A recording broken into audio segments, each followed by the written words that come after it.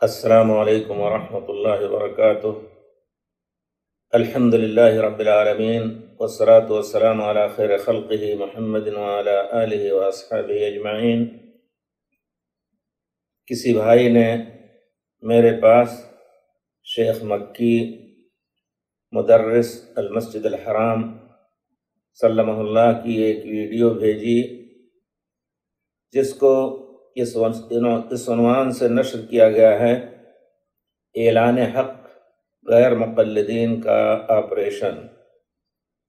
یہ ویڈیو حرم پاک کی کرسی تدریس کی ہے، اور آپ نے سنا کہ اس کا عنوان دیا گیا ہے غیر مقلدین کا آپریشن۔ ذیل میں شیخ مکی کی ویڈیو کو بلفظ ہی و صوت ہی سنیں گے آپ انشاءاللہ۔ پہلے ہم بلفظ ہی نقل کر رہے ہیں۔ کہتے ہیں یہ جاہل ہیں جو کہتے ہیں امام ابو حنیفہ کی مانتے ہو۔ امام ابو حنیفہ کس کی مانتا ہے؟ محمد الرسول اللہ۔ امام شافعی کس کی مانتا ہے؟ محمد الرسول اللہ۔ امام مالک کس کی مانتے ہیں؟ محمد الرسول اللہ۔ اصل ہمارا کیا ہے؟ قرآن ہے، اطیعوا اللہ و اطیعوا الرسول، اور دوسرا کیا ہے؟ سنت رسول اللہ ہے کہ اللہ نے فرمایا ہے وَمَن يُطِعِ الرَّسُولَ فَقَدْ أَطَاعَ اللَّهَ، اور تیسرا اللہ نے حکم دیا ہے کہ اجماع کو مانو، اور آیت پڑھی آپ نے وَمَن يُشَاقِقِ الرَّسُولَ مِن بَعْدِ مَا تَبَيَّنَ لَهُ الْهُدَى۔ باقی آیت پوری نہیں کی، پوری آیت یہ ہے وَمَن يُشَاقِقِ الرَّسُولَ من بعد ما تبين له الهدى ويتبع غير سبيل المؤمنين نوله ما تولى ونصله جهنم وساءت مصيرا۔ فرماتے ہیں جو اجماع کا منکر ہے وہ بھی کافر ہے، جو اجماع کا منکر ہے وہ بھی کافر ہے، اور اگر اجماع نہ ہو تو پھر کیا کرو؟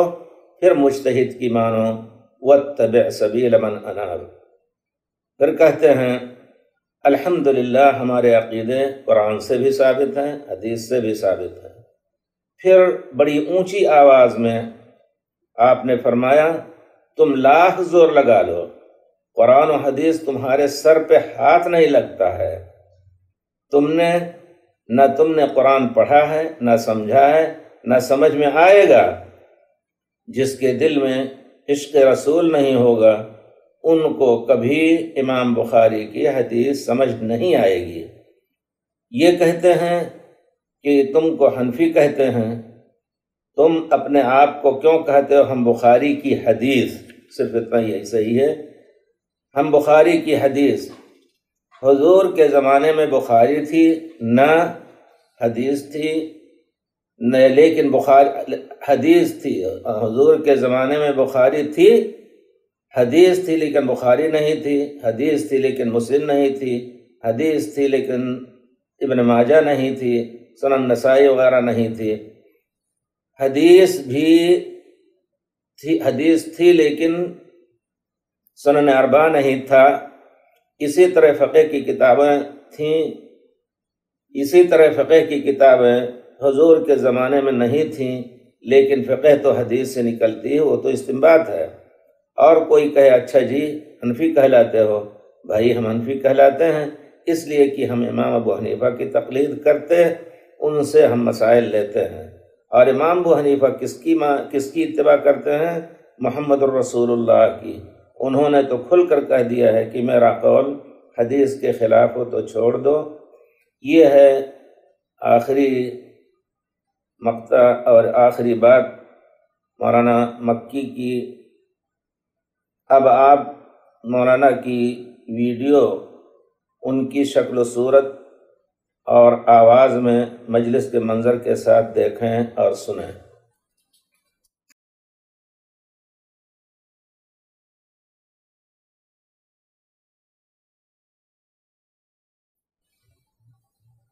یہ ہے پوری تقریر مولانا مکی کی، جس میں آپ نے کئی اعتراض کی باتیں کہی ہیں۔ تو سب سے پہلے مولانا مکی کو جو اپنے کو حنفی مقلد کہہ رہے ہیں، ان کے علاوہ تمام مذاہب کے متعصبین علماء کو، خاص طور پر علماء کو نصیحت اور خیر خواہی کے طور پر یہ کہنا چاہتا ہوں کہ اللہ کا دین ایک ہے، امت مسلمہ ایک امت ہے، اللہ کی کتاب ایک، رسول، اللہ کی کتاب ایک، رسول ایک، اور انہی دونوں کے ذریعے دین مکمل ہوا۔ اس مکمل دین میں بغیر دلیل کے کوئی بات کہنی، کوئی کام کرنا قابل قبول نہیں ہے۔ فرمان رسول اللہ صلی اللہ علیہ وسلم ہے، کل امر لیس علیہ امرنا فہو رد، کوئی بھی کام جو میرے طریقے کے خلاف ہو وہ مردود غیر مقبول ہے۔ نیز آپ صلی اللہ علیہ وسلم نے فرمایا، من احدث فی امرنا ھذا ما لیس منہ فہو رد، جس کسی نے میری شریعت میں کوئی ایسی چیز ایجاد کی جو شریعت کی نہیں ہے تو وہ مردود ہے۔ امت کی اصلاح کے ذمہ دار علماء کرام ہی ہیں، اسی وجہ سے خصوصی طور پر ان کی یاد دہانی کے لیے عرض ہے کہ نبی کریم صلی اللہ علیہ وسلم کی یہ حدیث مبارک ہمیشہ اپنے ذہن میں رکھیں، اپنے سامنے رکھیں۔ پیارے رسول فرماتے ہیں، من دعا الی ھدی کان لہ من الاجر مثل اجور من تبعہ لا ينقص ذلك من اجورهم شیئا ومن دعا الى ضلالہ کان علیہ من الاثم مثل آثام من تبعہ لا ينقص ذلك من آثامهم شیئا، یعنی جس کسی نے کسی ہدایت کی چیز کی دعوت دی تو جتنے لوگ اس پر عمل کریں گے ان تمام لوگوں کے اجر کے برابر داعی کو بھی اجر ملے گا۔ ان لوگوں کے اجر میں، عاملین جو اس پر عمل کر رہے ہیں، ان کے اجر میں کوئی کمی نہ ہوگی۔ اسی طرح جس کسی نے کسی ضلالت کی چیز کی طرف دعوت دی اس پر تمام عمل کرنے والوں کے برابر داعی کو بھی گناہ ملے گا، عمل کرنے والوں کے گناہ میں سے کوئی کمی نہ ہوگی۔ تمام مذاہب کے علماء کرام کو مخاطب کر کے کہوں گا کہ آپ مذہب پر تقلید اور اس تقلید پر تعصب کی دعوت جو دیتے ہیں، کیا یہ ہدایت کی چیز ہے یا گمراہی کی؟ میں تو علمی ذمہ داری سے کہوں گا کہ یہ گمراہی کی چیز ہے، جس نے امت مسلمہ کو جہنم کے، اور جس نے امت مسلمہ کو اختلاف کے جہنم میں ڈال دیا ہے، جس عقیدہ اور عمل نے صحابہ کرام کے منہج عمل سے امت کو دور کر دیا ہے، جو خیر القرون کے بعد کی بدعت ہے، اور ہر بدعت گمراہی ہے۔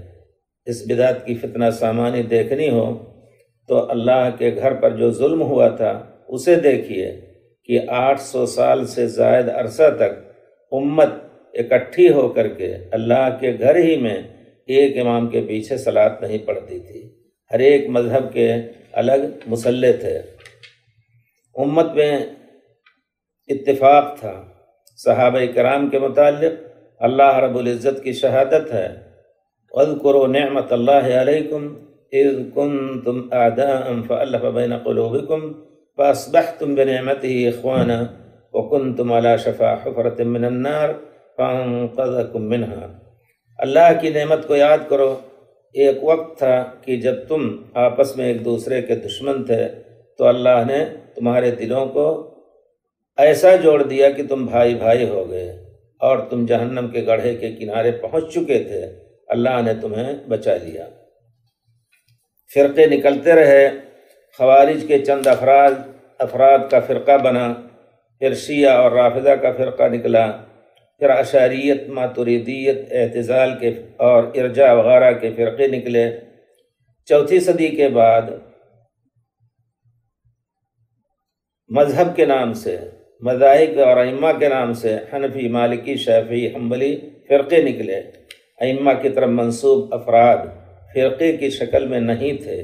چوتھی صدی کے پہلے ان میں کا کوئی شخص، خواہ وہ امام ابو حنیفہ کا شاگرد ہو یا امام مالک کا، شافعی کا ہو، امام احمد بن حنبل کا ہو، چوتھی صدی سے پہلے کوئی شخص کہیں بھی جاتا، کسی بھی مذہب کے یا کسی بھی امام کے شاگرد سے واسطہ پڑتا، ضرورت پڑتی ان کو کسی مسئلے کی، تو ان سے مسئلہ پوچھ لیتا، کسی کی تمیز نہ ہوتی تھی، تمام ائمہ کو اپنے دین اسلام کے علماء سمجھتے تھے، اور فَاسْأَلُوا أَهْلَ الذِّكْرِ کے تحت کہ علم والوں سے پوچھ لو، کسی سے بھی فتویٰ طلب کر لیتے۔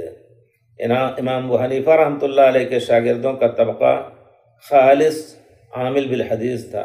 امام غزالی اپنی اصولی کتاب المنخول میں کہتے ہیں کہ استنکف ابو یوسف و محمد من اتباعہ فی ثلثی مذہبہ، یعنی ابو یوسف اور محمد شیبانی رحمہ اللہ نے امام کے 2/3 مسائل کو قبول نہیں کیا۔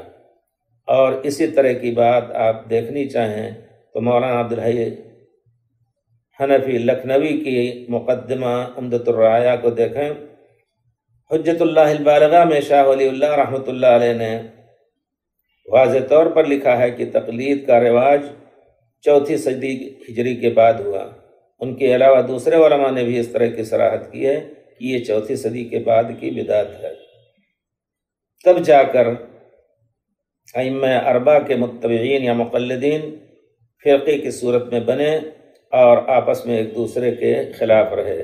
اس کے علاوہ عاملین بالحدیث کی جماعت تو وہ امتداد ہے صحابہ، تابعین اور ائمہ کی جماعت کا، جہاں حدیث صحیح ملی اس پر اپنے عمل کی بنیاد رکھی۔ امت کے تمام علماء سے گزارش ہے کہ قرآن و حدیث پر اتفاق کر کے مذاہب کی کتابوں سے استفادہ کیجیے۔ بے شک اور علامہ ابن تیمیہ کے اس مشورے پر عمل کیجیے جو بہت ہی معقول اور مبنی علی الدلیل مشورہ ہے۔ امام ابن تیمیہ فرماتے ہیں کہ میرے پاس ایک حنفی فقیہ آئے اور کہنے لگے کہ میں اپنا مذہب بدلنے کا ارادہ کر رہا ہوں، کیونکہ میرا مذہب بہت سے مسائل میں صحیح حدیث کے خلاف ہے۔ امام ابن تیمیہ کہتے ہیں، بلکہ وہ سائل کہتے ہیں حنفی عالم کہ میں نے بعض شافعی علماء سے مشورہ لیا، وہ فرماتے ہیں کہ تمہارے مذہب کے بدل دینے سے اصل مذہب نہیں بدلے گا، مذاہب کی حیت طے ہو چکی ہے، تمہارا رجوع بے فائدہ ہے، یعنی ایک مذہب کو چھوڑ کر دوسرے مذہب میں جانے سے مسئلہ حل نہیں ہوگا۔ بعض صوفیہ سے مشورہ لیا، انہوں نے ہمیں مشورہ دیا کہ عجز انکساری سے اللہ سے دعا کرو اور ہدایت طلب کرو۔ وہ عالم کہتے ہیں کہ اس مسئلے میں، علامہ ابن تیمیہ سے کہتے ہیں، اس مسئلے میں آپ سے مشورہ طلب کر رہا ہوں، آپ کی کیا رائے ہے؟ امام ابن تیمیہ نے فرمایا کہ مذہب کے 3 حصے کر لو۔ پہلا حصہ جس میں حق واضح ہو، کتاب و سنت کے موافق ہو تو انشراح صدر سے اس کا فتویٰ دو۔ دوسرا حصہ جس میں مسئلہ مرجوع ہو اور اس کے خلاف دلیل دوسرے مذاہب میں ہو تو اپنے مرجوح مذہب کے مطابق فتویٰ نہ دو، راجح مذہب پر فتویٰ دو۔ تیسرا حصہ جس میں دلائل مختلف ہوں، ان دلائل سے مختلف مسئلے لیے جا سکتے ہوں، ایسی صورت میں جس طرح طبیعت چاہے فتویٰ دو یا اسے نظر انداز کر دو۔ وہ حنفی عالم جواب سے مطمئن ہو گئے اور جزاک اللہ خیراً کہا۔ علامہ ابن تیمیہ کا یہ جواب قطعاً کتاب و سنت کے دلائل کے مطابق ہے۔ آپ نے جہاں مختلف دلائل کا ذکر کر کے اس بات کی وضاحت کی ہے کہ دلائل صحیح ہوں جن سے مختلف مسائل لیے جا سکتے ہوں، تو ان سے تو جس مسئلے کو پسند کرو اس کا فتویٰ دو، اور جس مسئلے کی دلیل ہی نہ ہو یا جن مسائل کی دلیل نہ ہو ان کو تو بدرجہ اولا ترک کر دینا ہی ہے، کیونکہ کسی شے کو حلال و حرام کہنے اور کرنے کا حق صرف اللہ اور رسول ہی کو ہے۔ فرمان باری تعالی ہے، وَلَا تَقُولُوا لِمَا تَصِفُ أَلْسِنَتُكُمُ الْكَذِبَ هَذَا حَلَالٌ وَهَذَا حَرَامٌ لِتَفْتَرُوا عَلَى اللَّهِ الْكَذِبَ إِنَّ الَّذِينَ يَفْتَرُونَ عَلَى اللَّهِ الْكَذِبَ لَا يُفْلِحُونَ۔ اپنی زبان سے جھوٹ بول کر کسی چیز کو حلال و حرام نہ کہو، یہ اللہ پر جھوٹ باندھنا ہے۔ جو لوگ اللہ پر جھوٹ باندھتے ہیں وہ کامیاب نہیں ہو سکتے۔ امت میں اختلاف اسی وقت ہوگا جب ہم قرآن و سنت کو چھوڑ کر بغیر دلیل کی چیزوں کی بغیر دلیل کے مسائل کی تقلید یا پیروی کریں گے۔ فرمان باری تعالی ہے وَاعْتَصِمُوا بِحَبْلِ اللَّهِ جَمِيعًا وَلَا تَفَرَّقُوا، اللہ کی رسی کو مضبوطی سے پکڑ لو، فرقہ فرقہ نہ بنو۔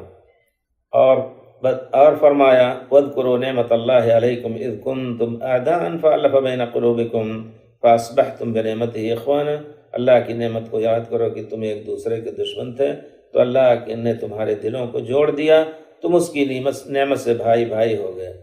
امت ایک ہے اور ہم سب مسلمان ہیں۔ جب تک کوئی شخص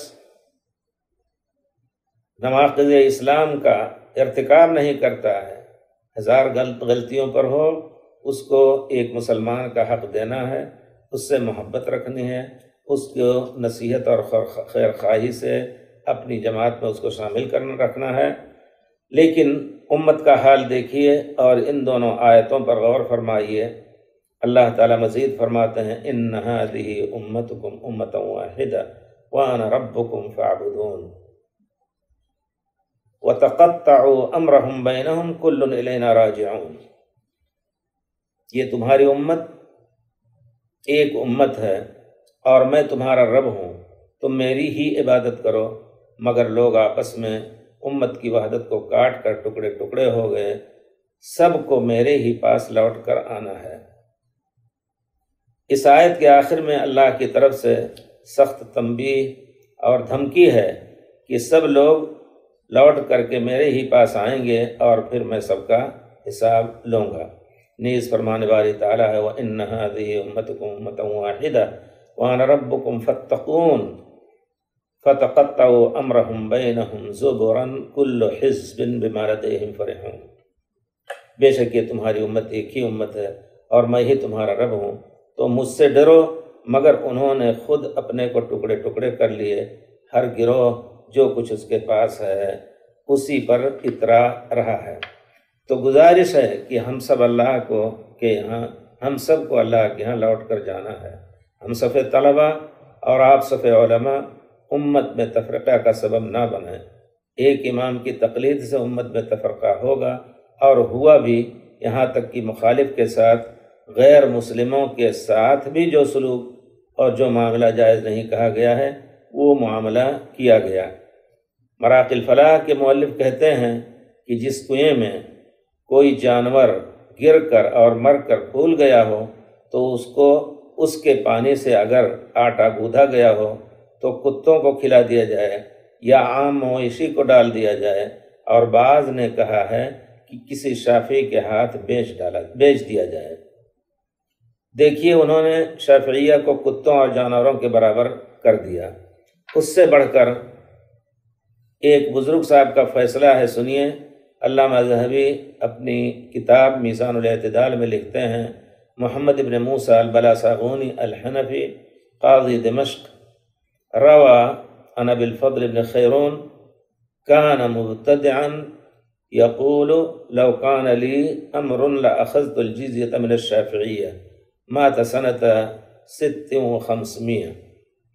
محمد ابن موسیٰ بلاساغونی حنفی دمشق کا قاضی تھا، ابو الفضل ابن خیرون سے روایت لی ہے، بدعتی آدمی تھا، کہتا تھا کہ اگر مجھے اختیار ہوتا تو شافعیہ سے جزیہ لیتا۔ ایک قاضی صاحب، بڑے تعجب کی بات ہے کہ ایک قاضی صاحب قاضی ہو کر کے ایسی بات کہتے ہیں جس سے شافعیہ کا کفر ثابت ہوتا ہے، کیونکہ کسی مسلمان سے جزیہ نہیں لیا جا سکتا۔ قاضی صاحب کم از کم مجتہد مذہب حنفی رہے ہوں گے، تبھی تو منصب قضا پر فائز کیے گئے تھے۔ مکی صاحب حفظک اللہ، آپ نے حرم پاک کی کرسی پر بیٹھ کر کے اپنے ان مخالفین کو جو دین کو اپنی اصل صورت اور اصل حالت میں باقی رہنے اور رکھنے کی کوشش کرتے ہیں، جو بغیر دلیل کتاب و سنت، اجماع اور قیاس صحیح کے کسی بات کو دین میں داخل کرنے کی بدعت کو مٹانے کے لیے جدوجہد کرتے ہیں، ان کو اللہ کے گھر کے پاس بیٹھ کر کے علم کتاب و سنت سے بے فہم اور عاری کہہ رہے ہیں، اور آپ ان کو یقیناً علم کتاب و سنت سے بے فہم اور عاری کہہ کر کے بڑا ظلم کر رہے ہیں۔ فرمان باری تعالی ہے وَمَن يُرِدْ فِيهِ بِإِلْحَادٍ بِظُلْمٍ نُذِقْهُ مِنْ عَذَابٍ أَلِيمٍ، جو شخص انصاف سے ہٹ کر کے حرم پاک میں ظلم کا ارادہ بھی رکھے گا تو ہم اس کو سخت عذاب چکھائیں گے۔ حرم محترم میں جو ظلم کا محض ارادہ کرے گا ہم اس کو سخت عذاب چکھائیں گے۔ آپ نے صرف ارادہ نہیں کیا بلکہ ظلم کا ارتکاب کیا ہے۔ اس آیت کریمہ پر غور کریں اور باقی زندگی کو کتاب و سنت اور صحابہ و ائمہ کے عقیدے اور منہج پر گزاریں۔ دنیا سے ہمارا اور آپ کا چلچلاؤں کا وقت ہے۔ کم از کم 40 سال سے آپ کو جانتا پہچانتا ہوں۔ حق مجاورت، حق معاصرت و تعارف اور اخوت اسلامی کو ادا کرتے ہوئے یہ چند کلمات خیر خواہی کی نیت سے آپ کو مخاطب کر کے کہہ رہا ہوں، اور یہی نصیحت، یہی خیر خواہی میری طرف سے ان لوگوں کو بھی ہے جو کسی بھی خاص مذہب سے منتسب ہو کر کے اصل دین خالص کے احیاء کی کوشش کرنے والوں کو بدنام کر کے لوگوں کو ان سے دور کرنا چاہتے ہیں۔ ہندوستان کے بعض بزرگوں کے بارے میں سنا ہے کہ وہ حاجیوں کو ہندوستان سے رخصت کرتے ہوئے نصیحت کر رہے تھے کہ حرم پاک میں ایک شخص درس کے لیے بیٹھتا ہے جس کا نام وسیع اللہ ہے، اس کے درس میں نہ بیٹھنا، گمراہ ہو جاؤ گے۔ ہم سب کو اس قسم کے نفرت کے الفاظ نہیں بولنے چاہیے، بلکہ احترام و محبت کے الفاظ بولیں۔ عوام کے سینوں کو کینوں سے اور حقد سے بھرے نہ، حقد کا اور کینوں کا بیج ان کے سینوں میں نہ ڈالیں۔ اللہ سب کو ہدایت دے اور ہم سب کے گناہوں کو معاف کر کے خالص دین پر زندگی گزارنے اور اسی پر موت آنے کی توفیق سے نوازے، آمین۔ مولانا مکی کے ان فرمودات پر کچھ اور دوسرے ملاحظات۔ آپ نے فرمایا کہ جو لوگ کہتے ہیں کہ تم امام ابو حنیفہ کو مانتے ہو وہ جاہل ہیں۔ امام ابو حنیفہ، امام شافعی، امام مالک سب محمد الرسول اللہ کو مانتے ہیں۔ امام احمد کا ذکر آپ نے کس وجہ سے نہیں کیا؟ شاید آپ بعض الناس کی طرح آپ کا بھی عقیدہ ہو کہ امام احمد بن حنبل امام فقہ نہیں تھے، امام حدیث ہی مانے جاتے تھے۔ تو آپ کے کہنے کی بنا پر آپ سے گزارش ہے کہ فقہ تو حدیث سے نکلتی ہے، وہ تو حدیث سے استنباط ہے، تو امام احمد بن حنبل اگر حدیث کے امام ہیں تو ان کی فقہ بھی سب سے صحیح فقہ ہوگی۔ دوسری بات یہ ہے کہ اگر تمام ائمہ محمد الرسول اللہ ہی کو مانتے ہیں اور اس میں کوئی شک نہیں، اس پر ہمارا یقین ہے، تو آپ لوگوں کو ہم نصیحت کرتے ہیں کہ تمام ائمہ کو اپنا امام سمجھو۔ صرف امام ابو حنیفہ ہی کو اپنا امام کیوں مانتے اور کیوں صرف انہی کی تقلید کرتے ہیں؟ اور آپ نے پتہ نہیں کس مصلحت سے، چالاکی سے آخر میں یہ بھی کہہ دیا کہ انہوں نے امام ابو حنیفہ رحمۃ اللہ علیہ نے تو کھل کر کہہ دیا ہے کہ میرا قول حدیث رسول کے خلاف ہو تو چھوڑ دو۔ کیا آپ نے یقیناً اللہ کا حوالہ دے کے پوچھتے ہیں کہ آپ نے کبھی امام ابو حنیفہ کے قول کو کسی حدیث کی بنا پر چھوڑا ہے یا زندگی بھر اسی کو صحیح باور کرانا چاہتے ہیں؟ امام ابو حنیفہ رحمۃ اللہ علیہ کی تقلید کر کے آپ دوسرے ائمہ کو عملی طور پر قبول نہیں کر رہے ہیں، حالانکہ تقلید امام ابو حنیفہ کا تقاضا ہے کہ جس کسی امام اور عالم کے پاس صحیح حدیث ملے اس کو لائق عمل سمجھیں اور اسی پر عمل کریں۔ لیکن یہ بات بھی ہمیں کہہ دینے کی اجازت دیجیے کہ مقلدین حضرات ائمہ حضرات کی تقلید کا دعویٰ تو کرتے ہیں، مگر صرف چند مسائل کی بنا پر اپنی 1.5 اینٹ کی مسجدیں ان کے ناموں سے بنا رکھی ہیں۔ خود کو حق پر سمجھ کر دوسرے ائمہ کے مقلدین یا جو عامل بالحدیث ہیں ان کو گمراہ کہتے ہیں، بلکہ اپنی مسجدوں سے نکال بھی دیتے ہیں، بلکہ دوسرے مسلک کی مسجدوں کو ڈھاتے اور گراتے ہیں، اور ہندوستان کے اندر کافر حکومت کا سہارا لے کر کے مخالف مذہب لوگوں کو مسجدیں بنانے سے بھی رکواتے ہیں۔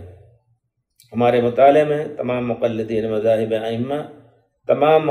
مذاہب ائمہ کے نافرمان ہیں، کیونکہ امام احمد بن حنبل اور آپ کے متبعین کے علاوہ، اور یہ بھی ایک علمی اور تاریخی حقیقت ہے کہ ان کے علاوہ تمام مذاہب کے علماء ائمہ کرام کے عقیدے کو چھوڑ کر ائمہ کے مدتوں بعد آنے والے ابو الحسن الاشعری، ابو منصور الماتریدی یا دوسروں کے عقیدے پر اپنے عقیدے کی بنیاد رکھتے ہیں، حالانکہ نبی کریم صلی اللہ علیہ وسلم، صحابہ کرام اور ائمہ اعظام کا عقیدہ اللہ کی ذات صفات کے بارے میں واضح طور پر اس بات کا تھا، مگر وہ اپنی نسبتیں اشعری ماتریدی کر کے صفات کی تعویل کرتے ہیں، اور کچھ لوگ تو صفات کا انکار بھی کرتے ہیں، اور پھر نسبتوں اور سلوک و تزکیہ کی بدعتوں کو ایجاد کر کے صحابہ اور ائمہ کے طریقے تزکیہ کو چھوڑ رکھا ہے،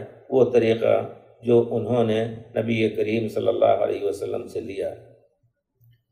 رہ گئے فقہی مسائل، تو وہاں بھی ائمہ کے طریقے تفقہ کو چھوڑ کر کے، ان کی بات نہ مان کر کے، صحیح حدیث کے خلاف عمل کر کے ایک دوسرے سے ہاتھا پائی کرتے رہتے ہیں۔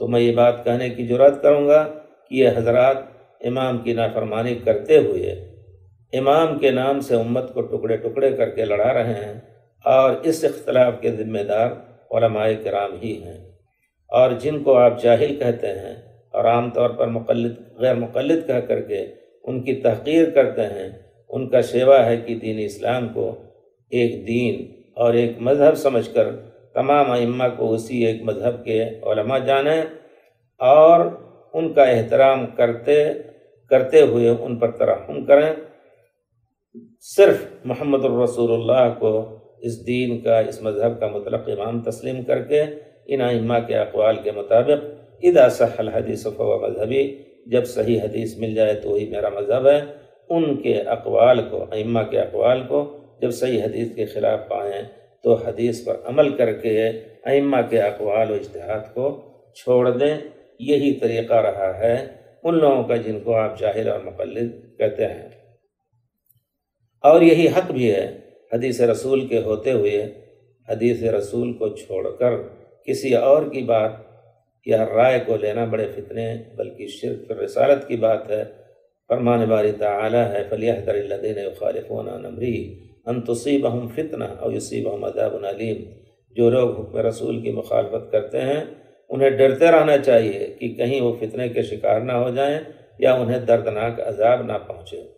پھر کوئی غیر مقلد یا جاہل، جس کو آپ کہتے ہیں یہ جاہل ہیں اور کہتے ہیں کہ آپ لوگ امام ابو حنیفہ کی تقلید کرتے ہیں، یہ بات اس وقت کہتا ہے جب دیکھتا ہے کہ مقلدین حضرات واضح احادیث صریحہ کو چھوڑ کر امام یا ان کے مقلد کسی عالم کی بات کو حدیث رسول پہ ترجیح دیتے اور حدیث کو چھوڑ دیتے ہیں۔ اگر دعوی تقلید میں سچے ہیں تو امام کی تاکید کی بنا پر حدیث کو لے کر امام کے قول کو چھوڑ دینا واجب سمجھنا چاہیے، مگر تقلید کی بنا پر احادیث کو چھوڑ دینے کی بیماری یہ بڑی پرانی بیماری ہے۔ متاخرین فقہا حدیث کو میراث کی طرح بانٹ کر اپنے یا مذہب کے عالم کی تائید میں حدیث کا سہارا لیتے ہیں، لیکن چونکہ حدیث کا علم یا درجات حدیث کا علم انہیں کم ہوتا ہے، اس لیے اگر مذہب یا امام کی تائید حدیث صحیح سے ہو اور دوسری حدیث صحیح دوسرے مذہب کی تائید میں ہو تو ہر ایک مذہب کے موافق ہر شخص اپنے مذہب کے موافق حدیث کو لے کر دوسری صحیح حدیث کو چھوڑ دیتا ہے۔ اگر ایک حدیث صحیح ہو اور دوسری حدیث ضعیف ہو تو مذہب کی تائید میں صحیح حدیث کو چھوڑ کر ضعیف ہی سے استدلال کرتے دیکھا گیا، اور عوام مقلدین وہ بھی اسی کو قبول کر لیتے ہیں جو ان کے مذہب کا عالم کہتا ہے۔ اور علماء حدیث عاملین بالحدیث کا اصول ہے کہ اگر دونوں حدیثیں صحیح ہیں اور دونوں کے معنی میں جمع کا امکان ہے، یعنی دونوں احادیث کو سمجھا جا سکتا ہے اکٹھا، دونوں میں تعارض نہیں ہے، تو دونوں احادیث پر عمل کو جائز کہا جائے گا۔ بلکہ فقہا کی اصطلاح میں یا اصول فقہ کی اصطلاح میں کہا جائے گا کہ یہ مسئلہ ذات الوجہین ہے، اور اگر دونوں میں سے ایک حدیث صحیح ہو اور دوسری ضعیف ہو تو صحیح ہی پر عمل واجب ہے۔ یہ اصولی مسئلہ ہے۔ صحیح حدیث کو چھوڑ کر ضعیف حدیث پر عمل کا منظر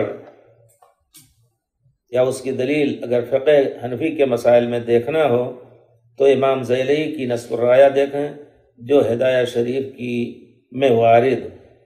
شریف میں وارد احادیث کی تخریج ہے۔ اسی طرح ابن حجر عسقلانی کی الدرایہ فی تخریج احادیث الہدایہ دیکھیں، آپ پر واضح ہو جائے گا کہ ہمارے فقہائے حنفیہ کس طرح ضعیف حدیث سے استدلال کرتے ہیں۔ اگر کوئی دلیل نہ ملی تو رائے اور استحسان پر عمل کر لیا جاتا ہے، خواہ حدیث صحیح کے عموم کو یا حدیث صحیح کو چھوڑنا ہی پڑے۔ دیکھیے تکبیر تحریمہ سے متعلق صاحب الہدایہ کہتے ہیں وَيَرْفَعُ يَدَيْهِ حَتَّى يُحَاذِيَ بِإِبْهَامَيْهِ إِلَى شَحْمَةِ أُذُنَيْهِ وعند الشافعي رحمه الله يرفع إلى منكبيه له حديث حميد الساعدي كان عليه الصلاة والسلام إذا كبر رفع يديه إلى منكبيه، ولنا رواية وائل بن حجر والبراء وأنس رضي الله عنهم أن النبي صلى الله عليه وسلم كان إذا كبر رفع يديه حذاء أذنيه۔ کہتے ہیں کہ تکبیر میں دونوں ہاتھ کان کی لو تک اٹھائے، اور امام شافعی رحمۃ اللہ علیہ کے نزدیک دونوں کندھوں کے برابر اٹھائے۔ امام شافعی کی دلیل حمید ساعدی کی روایت ہے کہ نبی علیہ السلام جب تکبیر کہتے تو دونوں ہاتھ کندھوں تک اٹھاتے، اور ہماری دلیل وائل بن حجر، براء بن عازب، انس بن مالک رضی اللہ عنہم کی روایت ہے کہ نبی کریم صلی اللہ علیہ وسلم تکبیر کے وقت دونوں ہاتھوں کو کانوں کے برابر اٹھاتے تھے۔ یہاں دیکھنا ہے کہ کیا دونوں حدیثیں صحیح ہیں۔ اگر صحیح ہیں تو سعادت مندی کا طریقہ یہ ہے کہ دونوں پر عمل کیا جائے، اور دونوں پر عمل کو جائز کہا جائے، ورنہ صاحب حدیث صلی اللہ علیہ وسلم کی شان میں گستاخی ہوگی۔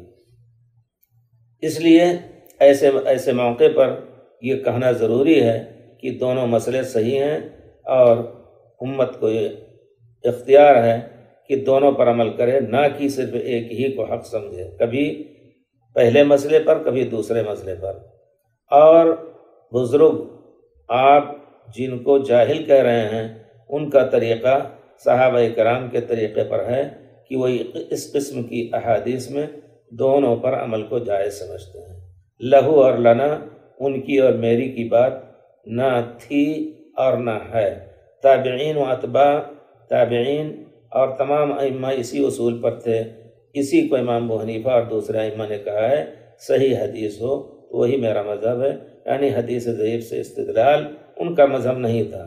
لیکن آپ کی فقہ میں بخاری مسلم کی صحیح احادیث اور دوسری صحیح احادیث کو چھوڑ کر بہت سے مسائل میں بڑی جرات سے ضعیف حدیث پر عمل ہوتا ہے، اور کبھی ضعیف حدیث بھی نہیں تو اپنی رائے اور اپنے ذوق کے سامنے بھی صحیح احادیث کی یا صحیح حدیث کے عموم کو چھوڑ دیا جاتا ہے۔ اسی ہدایہ شریف میں ہے وَالْمَرْأَةُ تَرْفَعُ يَدَيْهَا حِذَاءَ مَنْكِبَيْهَا هو الصحیح، کہہ رہے ہیں الْمَرْأَةُ تَرْفَعُ يَدَيْهَا حِذَاءَ مَنْكِبَيْهَا هو الصحیح لِأَنَّهُ أَسْتَرُ، یعنی عورت دونوں ہاتھ اپنے دونوں موڑھوں تک اٹھائے، یہی صحیح ہے۔ دلیل یہ ہے کہ اس میں اس کے لیے زیادہ پردہ ہے۔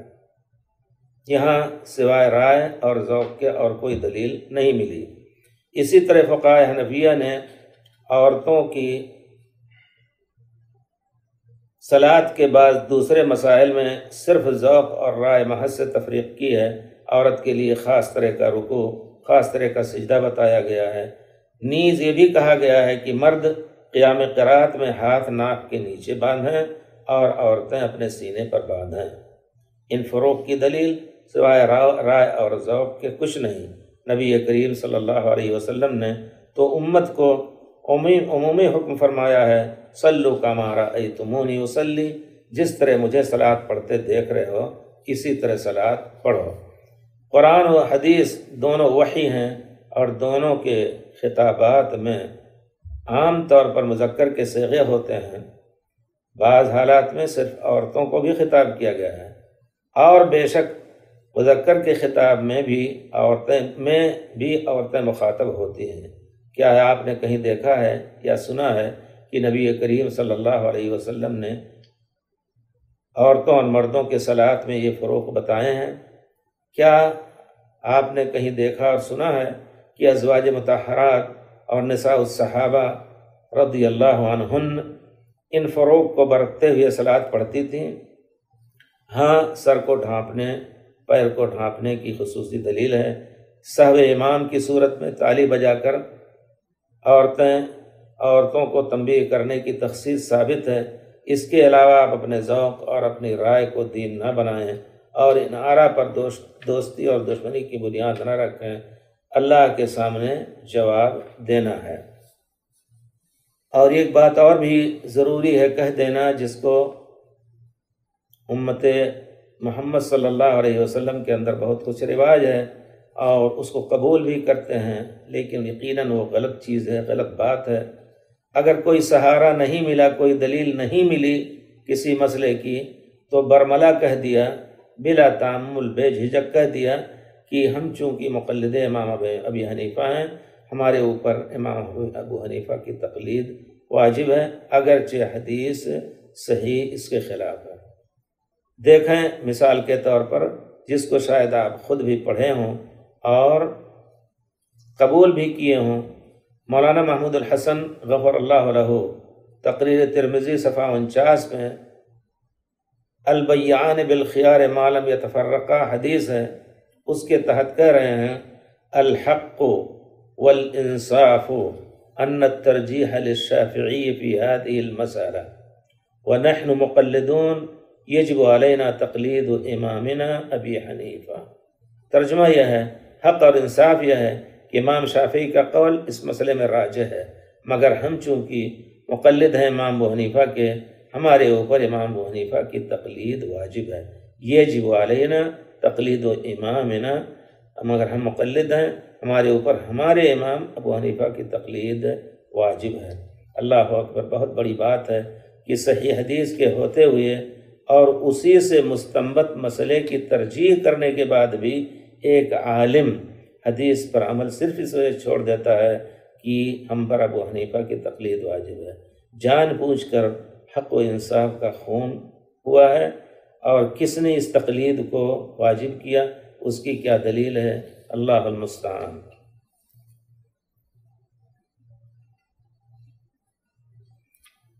آپ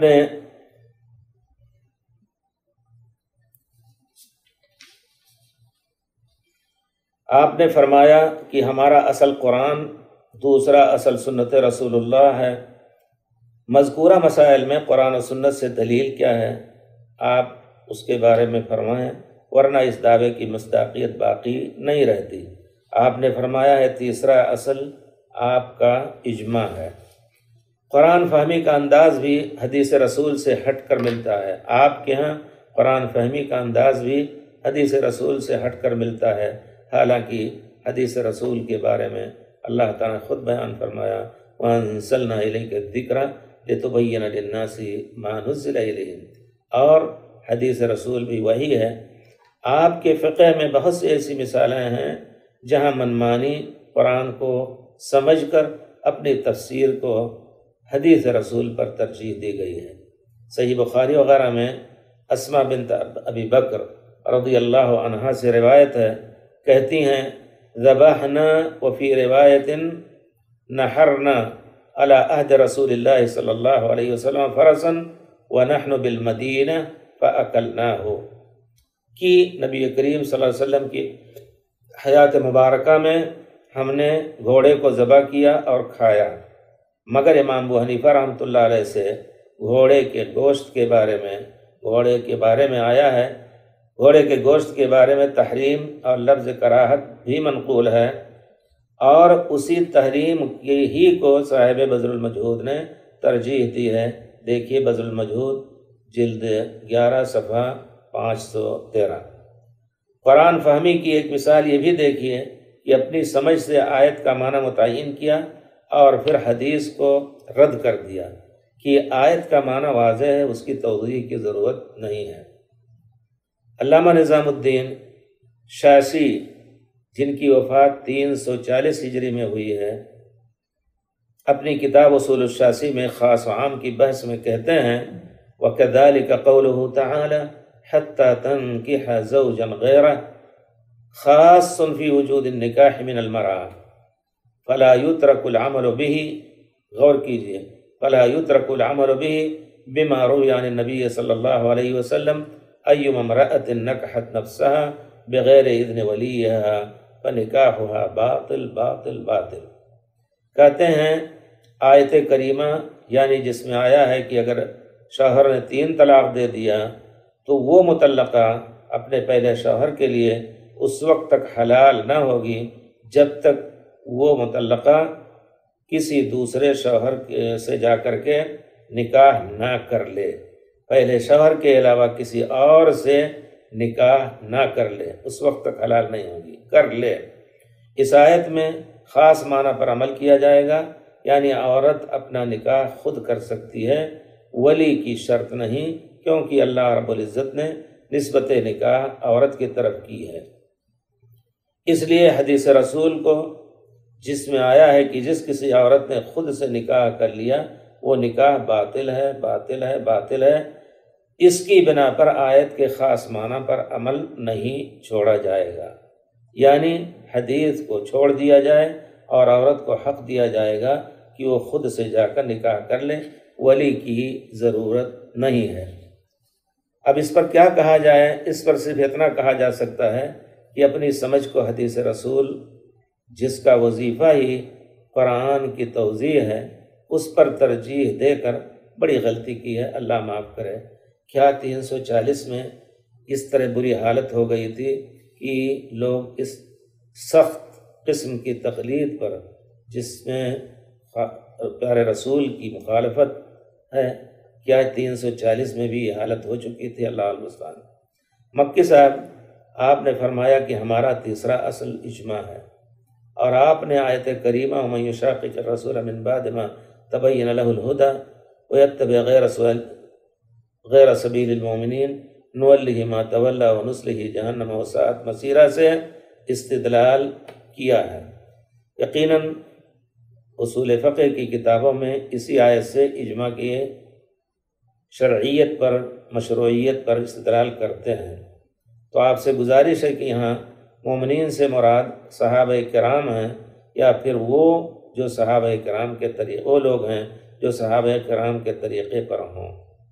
قیامت تک آنے والے تمام فرقے ہرگز مراد نہیں ہو سکتے، ورنہ اجماع کا وجود ممکن ہی نہیں۔ روافض، خوارج، معتزلہ، اشاعرہ سب مختلف رہے ہیں، کسی چیز میں اجماع ہوا ہی نہیں۔ پھر یہ بات ذہن میں رکھ کر تمام علماء مذاہب اربعہ سوچیں کہ عقیدہ ذات باری و صفات میں صحابہ کا اجماع تھا یا نہیں تھا۔ کسی صحابی سے الرحمن والعرش استوى، رحمان عرش پر مستوی ہوا، اس کی تعویل اور تکییف یا تمثیل یا تعطیل ثابت ہے؟ ہرگز نہیں ثابت ہے۔ جس طرح سنتے تھے وہ لوگ، جو لوگ کہتے ہیں کہ صحابہ صفات باری میں تفویض، یعنی یہ نہیں کیا معنی اللہ تعالیٰ نے لیا ہے، کیا مقصد لیا ہے، تفویض کا عقیدہ رکھتے تھے، یہ صحابہ پر افتراء ہے۔ وہ خالص عرب تھے، قرآن عربی میں، عربی مبین میں نازل ہوا۔ کسی بدو صحابی نے بھی استوا کے معنی یا اس کی کیفیت کے بارے میں سوال نہیں کیا، اس کے حقیقی معنی پر ایمان لائے۔ استوا بمعنی اعلیٰ و ارتفع، ہم تمام اس کی تفسیر کرتے رہے، کیفیت کے بارے میں سوال ہرگز نہ کرتے یا نہ کیا، کیونکہ لیس کمثلہ شیء، یعنی اللہ کی ذات جیسی کوئی ذات نہیں ہے، کہ اس جیسا کوئی نہیں ہے، اس پر ایمان رکھتے تھے۔ اسی طرح اس کی صفات، استوا، ید یعنی ہاتھ، السمع والبصر، سننا اور دیکھنا، اس کے بارے میں بھی حقیقتاً ایمان اسی پر رکھتے تھے کہ اللہ تعالیٰ سمیع بصیر ہیں، کہ جس طرح باری تعالیٰ کی ذات بے مثال ہے اسی طرح اس کی صفات بھی بے مثال ہیں۔ مدینہ منورہ میں امام مالک رحمۃ اللہ علیہ سے کسی شخص نے جب پوچھا کہ کیف استویٰ علی العرش، امام مالک اس عقیدے کے متعلق تثبیت اور اس کی تشریح فرما رہے تھے، تو کسی نے کہا کیف استویٰ علی العرش، اللہ عرش پر کیسے مستوی ہوا؟ تو گویا یہ پہلا سائل تھا یا پہلا سوال تھا اس قسم کا، جس کو سن کر کے امام مالک کو سخت پسینہ آ گیا۔ فَأَخَذَتْهُ الرُّحَبَاء، سخت پسینہ آ گیا۔ پھر جب سر اٹھایا تو کہا الاستواء معلوم، استوا کا معنی معلوم ہے، والکیف مجہول، استوا کا والکیف مجہول والسؤال عنہ بدعہ، استوا کا معنی مجہول ہے، استوا کا معنی مجہول ہے مگر کیفیت کا علم ہمیں نہیں دیا گیا ہے، اس کے بارے میں سوال بدعت ہے۔ پہلی، دوسری، تیسری صدی خیر القرون میں تعویل صفات کا وجود نہ تھا، تبھی تو تعویل کرنے والوں کا عقیدہ انہی کی طرف منسوب کیا گیا، اشعری ماتریدی۔ اب آپ خود بتائیں کہ عقیدے پر صحابہ کرام و ائمہ اعظام کا جو عقیدہ تھا وہ مجمع علیہ تھا یا نہیں تھا؟ اجماع اس پر تھا یا نہیں تھا؟ امام ابو حنیفہ کی تقلید کا دم بھرنے والوں سے گزارش ہے کہ اللہ سے ڈرو، اپنے عقائد و اعمال سے امام رحمۃ اللہ علیہ کو بدنام نہ کرو، جسے سن کر ایک جاہل گنوار بھی کہہ سکتا ہے کہ امام صاحب ہی کا عقیدہ غلط تھا، کیونکہ وہ حنفی مقلدین کے عقیدے کو دیکھ رہا ہوتا ہے اور دوسرے لوگوں سے سن رہا ہوتا ہے کہ یہ عقیدہ غلط ہے، تو آپ کے امام کی طرف انتساب سے وہ آدمی امام صاحب سے بدظن ہوگا۔ امام رحمۃ اللہ علیہ کا عقیدہ پڑھیں، ابو مقی بلخی ناقل ہیں کہ امام ابو حنیفہ رحمۃ اللہ علیہ نے کہا کہ جو کہتا ہے کہ میں نہیں جانتا کہ میرا رب آسمان میں ہے یا زمین میں تو کافر ہے، کیونکہ اللہ رب العزت فرماتے ہیں الرحمن علی العرش استویٰ، رحمان عرش پر مستوی ہے اور عرش آسمان کے اوپر ہے۔ ابو متی کہتے ہیں کہ میں نے کہا اگر وہ کہتا ہے کہ اللہ عرش پر مستوی ہے لیکن یہ بھی کہتا ہے کہ میں نہیں جانتا عرش الہی آسمان میں ہے یا زمین میں، آپ نے جواب دیا کہ وہ کافر ہے، کیونکہ اس نے اللہ کے آسمان میں ہونے کا انکار کیا، جبکہ اللہ تعالیٰ اعلیٰ علیین میں ہے، اس کو اوپر جان کے پکارا جاتا ہے، نہ کہ نیچے جان کر۔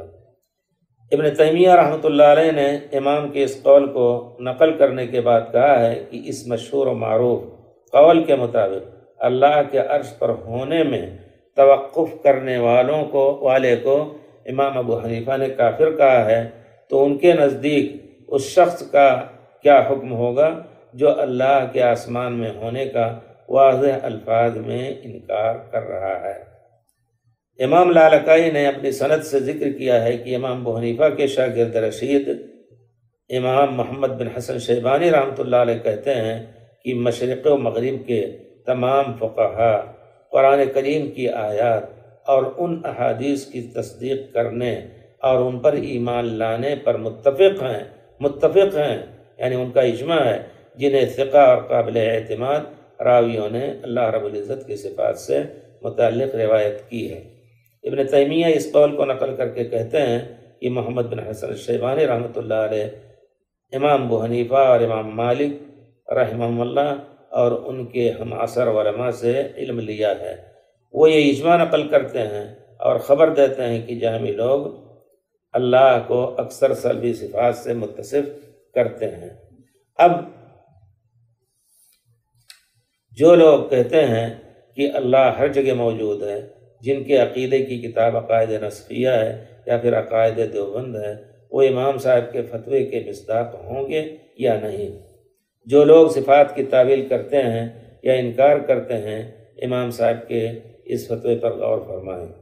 مولانا محترم، آپ نے مزید کہا کہ اگر اجماع نہ ہو تو پھر مجتہد کی مانو، دلیل میں واتبع سبیل من اناب الیہ کی جو میری طرف رجوع کیا جس نے، اس کے راستے کی اتباع کرو۔ من اناب الیہ سے آپ نے، من اناب الیہ سے آپ نے مجتہد مراد لیا ہے، مفسرین نے اس کی تفسیر مومنین سے کی ہے، یعنی اللہ پر ایمان لانے والوں کے راستے پر چلو۔ اس آیت سے صرف امام ابو حنیفہ رحمۃ اللہ علیہ کی تقلید کا امر لینا منمانی تفسیر ہے جو پسند نہیں کی جاتی، جس کو تفسیر مذموم کہا جائے گا۔ جب آپ نے یہ بات کہی تو اس پر حاضرین مجلس نے واہ واہ کی آواز بلند کی، اور مولانا مکی صلی اللہ علیہ وسلم نے کہا الحمدللہ، ہمارے عقیدے قرآن سے بھی ثابت ہیں، قرآن سے ثابت ہیں اور حدیث سے بھی ثابت ہیں۔ مجلس میں اگر کوئی طالب علم ہوتا تو مولانا سے دریافت کرتا کہ اس آیت کو جس میں لفظ من اناب الیہ صیغہ عموم کے ساتھ مذکور ہے، صرف امام کے ساتھ خاص کرنا کیسے ثابت ہوتا ہے؟ یہ تو مومنین کے راستے کی اتباع ہوئی، صرف ایک شخص کی اتباع نہیں ہوئی، ایک شخص کی اتباع کا حکم نہیں ہوا۔ پھر آپ کا کہنا کہ ہمارے عقیدے قرآن سے بھی ثابت ہیں، حدیث سے بھی ثابت ہیں۔ عرض ہے کہ اپنے عقیدے اور طرز عمل و تدین پر نظر ثانی کیجیے، آپ سے اور تمام علماء مذاہب جو مختلف قسم کی تقلیدیں کر رہے ہیں، عقدی، فقہی، سلوکی، ان سب سے گزارش ہے، التجا ہے، ان کی خیرخواہی کے لیے یاد دہانی ہے کہ اپنے عقیدے کی اور عمل کی اصلاح ایمان کامل و مکمل جو صحابہ کا تھا اس کی روشنی میں کرنے کی کوشش کریں، جس ایمان میں نہ شرک باللہ تھا، نہ شرک رسالہ اور نہ بدعت سلوک و تزکیہ تھی۔ اس باب میں اگر کسی طالب حق طالب علم کو مزید معلومات کرنی ہے تو شاہ ولی اللہ رحمۃ اللہ علیہ کی کتابیں التفہیمات الالہیہ، حجت اللہ البالغہ، عقد الجید، الانصاف وغیرہ کا مطالعہ کریں۔ شاہ ولی اللہ کی شخصیت، شاہ ولی اللہ رحمۃ اللہ علیہ کی شخصیت ایسی ہے جن سے حنفی اور اہل حدیث غیر مقلدین سب اپنا رشتہ جوڑتے ہیں۔ اس کے بعد مکی صاحب نے بڑی اونچی پرجوش آواز میں فرمایا تم لاکھ زور لگا لو، قرآن و حدیث تمہارے سر پر ہاتھ نہیں لگتا، قرآن و حدیث تمہارے سر پر ہاتھ نہیں لگتا۔ ان کا یہ جملہ جیسا کچھ ہے اس کی تفسیر خود ان ہی کے بعد کے قول سے ہوتی ہے۔ آپ نے فرمایا نہ تم نے قرآن پڑھا ہے، نہ سمجھا ہے، نہ سمجھ میں آئے گا، جس کے دل میں عشق رسول نہ ہوگا، اور ان کو کبھی امام بخاری کی حدیث سمجھ میں نہیں آئے گی، ان کو کبھی امام بخاری کی حدیث سمجھ نہیں آئے گی۔ مکی صاحب کا یہ قول بلا شبہ تمام غیر مقلدین سلفی یا اہل حدیث علماء ہی کو چیلنج کر رہا ہے، کیونکہ قرآن کریم اور بخاری کے فہم کی کوشش وہی کریں گے، وہی زور لگائیں گے، عامی سے تو اس کی توقع نہیں کی جا سکتی۔ یاد رہے شروع کلام میں بھی آپ نے انہی کو جاہل بھی کہا ہے، تو کیا مکی صاحب کا مطلب یہ ہے کہ بغیر امام ابو حنیفہ کی تقلید کا دعویٰ کیے قرآن نہیں سمجھا جا سکتا، اور عشق رسول کا جھوٹ دعویٰ کر کے ڈھڈورا پیٹ کر کے بغیر بخاری اس عشق رسول کا جھوٹ دعویٰ کیے بغیر بخاری شریف سمجھ میں نہیں آئے گی، یا بخاری کی احادیث کو نہیں سمجھا جا سکتا؟ کس دیدہ دلیری اور شجاعت، جوش اور سخت ابال کی صورت میں آپ کہہ رہے ہیں نہ تم نے قرآن پڑھا ہے، نہ سمجھا ہے، نہ سمجھ میں آئے گا۔ آیت پڑھ رہا ہوں، غور فرمائیں، ما یلفظ من قول الا لدیہ رقیب عتید، ایک لفظ بھی کوئی بولتا ہے تو چست و چوبند فرشتے اس کو محفوظ کر لیتے ہیں، کرامن کاتبین یعلمون ما تفعلون۔ آپ کے ارد گرد بیٹھے بیچارے عوام کے سامنے آپ نے غیر مقلدین کا آپریشن کیا، لیکن میں چاہتا ہوں کہ اللہ کے سامنے کھڑے ہو کر جواب دہی پر اگر ایمان ہے تو خود فیصلہ کیجئے کہ آپ کا یہ قول حق ہے یا باطل، سچ ہے یا جھوٹ، اس سے زیادہ اس کے بارے میں کہنے کی ضرورت نہیں۔ پچھلی باتوں پر دوبارہ نظر ڈالیں اور فیصلہ کریں۔ اور پھر عشق کا بدنام لفظ رسول پاک کے ساتھ اچھا نہیں لگتا ہے، عشق کا بدنام لفظ رسول پاک کے ساتھ استعمال کرنا اچھا نہیں لگتا ہے۔ کیونکہ عشق کے لفظ میں شہوت رانی کا مادہ پایا جاتا ہے، صرف اردو زبان میں نہیں بلکہ یہ معنی عربی زبان میں بھی ہے۔ کیا کوئی یہ کہہ سکتا ہے کہ میں اپنی بیٹی اپنی ماں سے عشق کر رہا ہوں، اپنے بیٹے سے عشق کرتا ہوں؟ عشق کا لفظ نبی کریم صلی اللہ علیہ وسلم یا کسی بھی محترم ذات کے لیے نہ قرآن میں آیا ہے، نہ احادیث میں آیا ہے، نہ صحابہ کرام جو اپنی جان دینے کے لیے تیار رہتے تھے نبی کریم صلی اللہ علیہ وسلم پر، ان کی زبان میں بھی نہیں آیا ہے۔ ہاں، محبت اور خلت کا لفظ آیا ہے۔ عشق کے لفظ کا استعمال پیارے رسول کے ساتھ، یہ بدعت صوفیہ کا لفظ ہے، بدعت زدہ صوفیہ کا لفظ ہے۔ آپ کے ارد گرد بیٹھنے والے اکثر اسی فکر تصوف و بیعت اولیاء والے لوگ ہوتے ہیں، اس لیے آپ یہ لفظ استعمال کر کے انہیں راضی کر لیں اور غیر مقلدوں کا آپریشن کر لیں، غلط بیانی سے انہیں اپنے دائرے میں رکھیں، مگر اللہ کے ہاں حساب کا خیال رکھیں۔ آخری نصیحت یہ ہے کہ چونکہ مقلدین مذاہب مختلفہ ہی نے امت کو پارا پارا کیا ہے، اس لیے وہ قرآن و سنت اور ائمہ کے عمل و عقیدہ اور اصول پر عمل کرنے کو سیکھیں۔ جی ہاں، سیکھیں۔ اگر حساب قبر و قیامت کا خوف ہے تاکہ امت میں وحدت پیدا ہو اور تفرقہ بازی سے جو امت کی ہوا اکھڑ چکی ہے اور امت ذلت کے گڑھے میں گر چکی ہے، اس ذلت سے نکلنے کا سبب بنے۔ آخری فقرے میں مکی صاحب نے میں اور تو اور تیرا اور میرا کی بات کی ہے، کیونکہ ایسے ہی فکر کے مقلد ہیں آپ، جس نے ہمیشہ امت میں اختلاف کیا ہے، یعنی تقلید مذاہب، جس میں قرآن کو اپنے فہم سے سمجھ کر مسئلہ کا استنباط کیا اور حدیث رسول کو ایک طرف کر کے کہہ دیا کہ اس حدیث کی وجہ سے آیت کے خاص معنی پر عمل نہیں چھوڑا جائے گا۔ آپ نے کہا کہ تم بخاری کی حدیث کو لیتے ہو، ہم فقہ کی کتابوں کو لیتے ہیں۔ نبی کریم صلی اللہ علیہ وسلم کے زمانے میں نہ بخاری تھی نہ فقہ کی کتابیں تھیں۔ ہمارا کہنا یہ ہے کہ دین اسلام ایک ہی مذہب ہے اور تمام ائمہ اسی ایک مذہب کے امام ہیں۔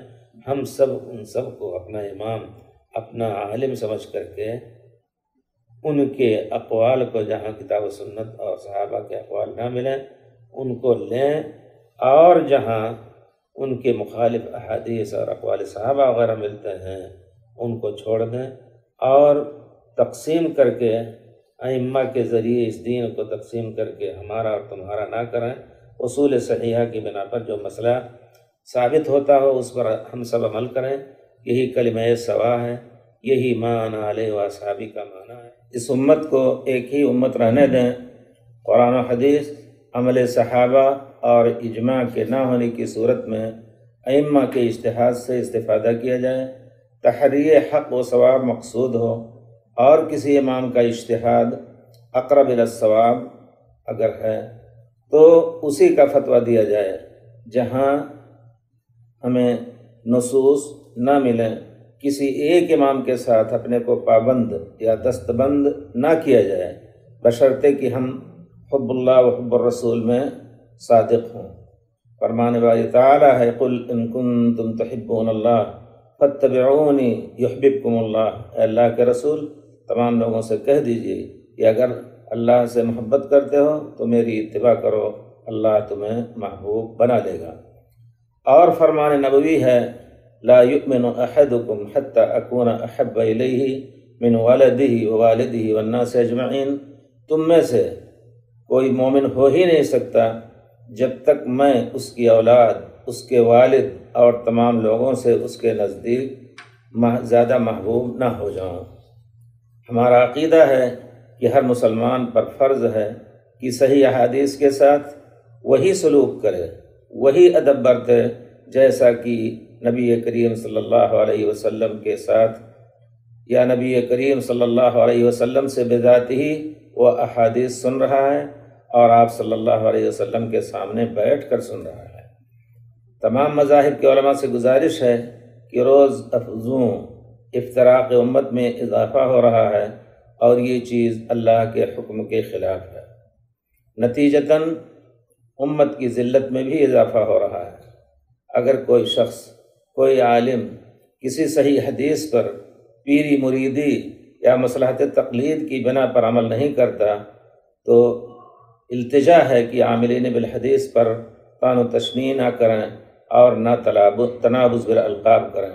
اللہ تعالی ہم سب کو اپنے رسول کی محبت اور خالص دین کے اندر رہ کر کے زندگی گزارنے کی توفیق دے، قرآن و حدیث کا خالص علم ہمیں نوازے۔ محترم بھائیوں، ایک اہم سبقت لسانی کی غلطی کی تصحیح کر لیں۔ جہاں امام مالک رحمۃ اللہ علیہ کے قول کا ذکر ہے الاستواء معلوم والکیف مجہول والسؤال عنہ بدعہ، غلطی سے ترجمہ اس طرح ہو گیا ہے کہ استوا کا معنی مجہول ہے۔ غلطی سے ترجمہ اس طرح ہو گیا ہے کہ استوا کا معنی مجہول ہے۔ صحیح یہ ہے کہ استوا کا معنی معلوم ہے، مگر کیفیت کا علم ہمیں نہیں دیا گیا ہے اور اس کے بارے میں سوال کرنا بدعت ہے۔ اس کی تصحیح ضرور کر لیں۔ اللہ تعالی ہم سب کو صحیح چیز پر عمل کرنے کی توفیق دے اور صحیح بات وقولوا للناس حسنا کا ہمیں توفیق دے، صحیح بات بولنے کی توفیق دے۔ والسلام علیکم ورحمۃ اللہ وبرکاتہ۔ آپ کا بھائی وسیع